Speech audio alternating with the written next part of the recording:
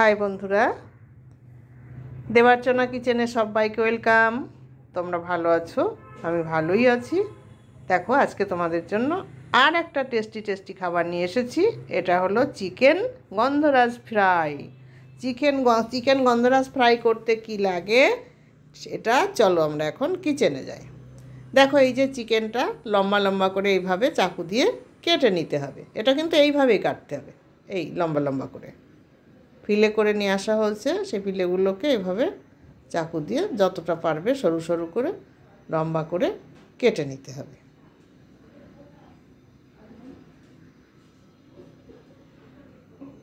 পিসগুলো ঠিক এইরকম করতে হবে।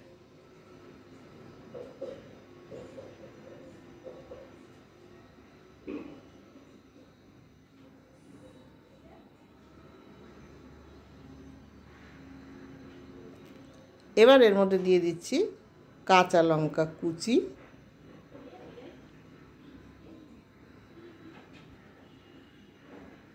দুটো কাঁচা লঙ্কা কুচি আমি এর মধ্যে দিয়ে দিচ্ছি। তারপরে দেখো, পরিমাণ মতো আমি দিয়ে দিচ্ছি একটু লবণ, আর দেবো না, বেশি দিলেই তো হলো না, লাগবে না।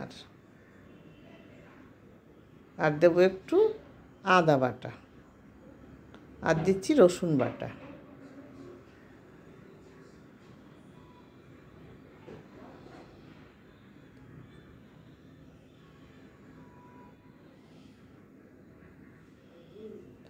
এবার দিচ্ছি একটু গোলমরিচের গুঁড়ো, আর দেবো একটু তোমার খাবার সোডা। খাবার সোডা দিয়ে দিচ্ছি, মানে মুচমুচ করবে যার জন্য। এবারে আমি এই গন্ধরাজ, যার নাম গন্ধরাজ লেবুর খোসাটা একটু গ্রেট করে এর মধ্যে দেব, দিয়ে মাখাবো, এটা ম্যারিনেট করব। এইটাতেই হলো টেস্টি, আরও সুন্দর সেন্ট আসবে, টেস্টও হবে। এই খোসাটাকে শুধু দিতে হবে, খেয়াল রাখবে যেন ভেতরের শ্বাসটা না যায়, খোসাটাই যাবে শুধু। আর এর মধ্যে দিয়ে দিচ্ছি একটু গন্ধরাজ লেবুর রস।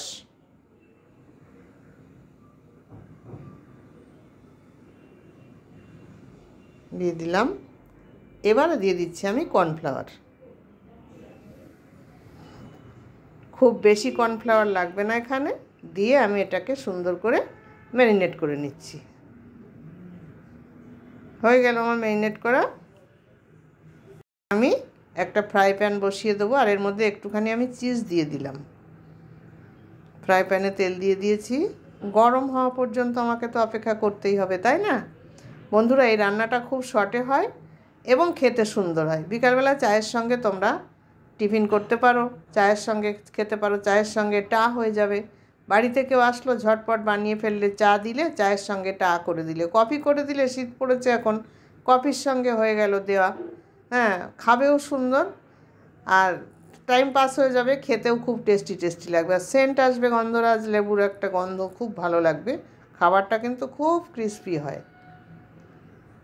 আমার তেলটা প্রায় গরম হয়ে আসছে, তেলে দেখতে পাচ্ছ আমি এই তেলের মধ্যে একটু বন্ধুরা বাটারও দিয়ে দিয়েছি, সামান্য সাদা তেল আর সামান্য একটু বাটার এর মধ্যে দিয়েছি।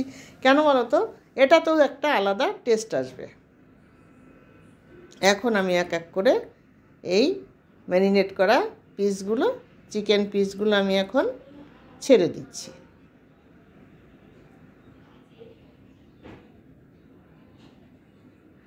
এখন গ্যাসের ফ্লেমটা আমি মিডিয়াম টু লোতে রেখেছি, হাইতে দিয়ে গরম করে নিয়ে তারপরে মিডিয়াম টু লোতে রেখেছি, নইলে ভিতরে মাংস কাঁচা থেকে যাবে, কিন্তু বুঝতে পেরেছ?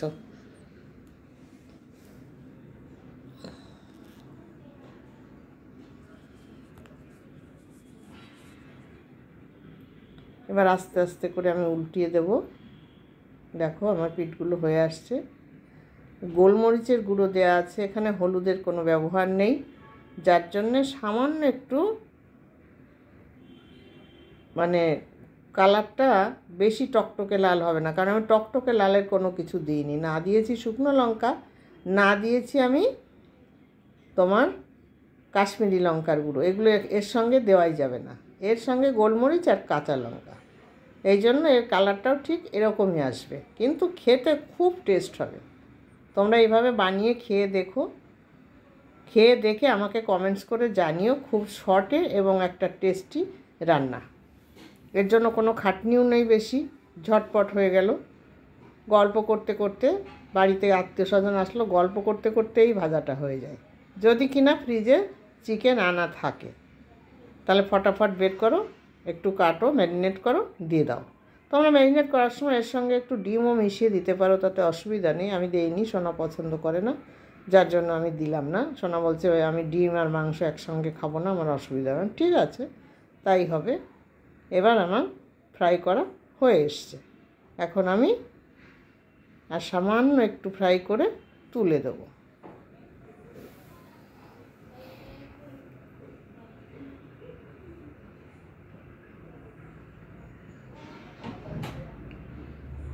দেখো, দেখতে কিন্তু বেশ লাগছে বন্ধুরা, একদম মুচমুচ করছে। আমি এই ঝাঁঝরি হাতা দিয়ে নাড়াচাড়া করছি তো বুঝতে পারছি একদম।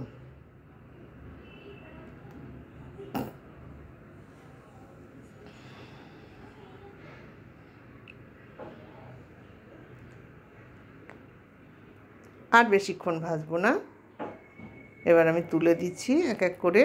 যেগুলো যেগুলো ভাজা হয়ে গেছে সুন্দরভাবে আমি একটু একটু করে উঠিয়ে দেব। বাদ বাকিগুলো এইভাবে আমি সব ভেজে নেব একই রকমভাবে।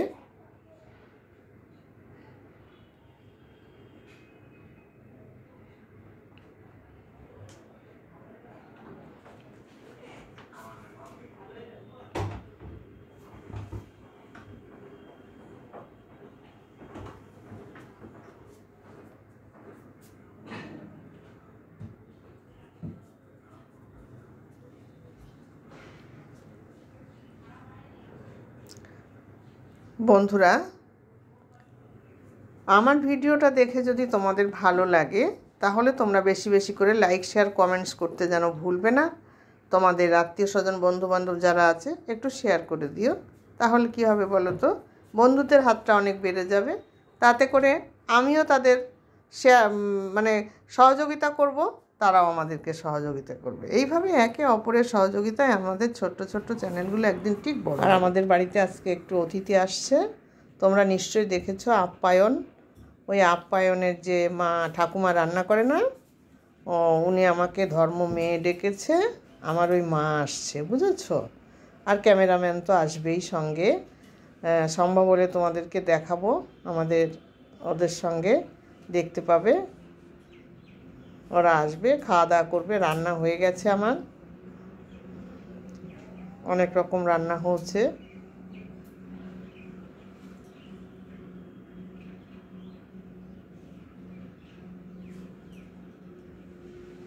তোমরা কে কী রান্না করছো এই সময় জানিও।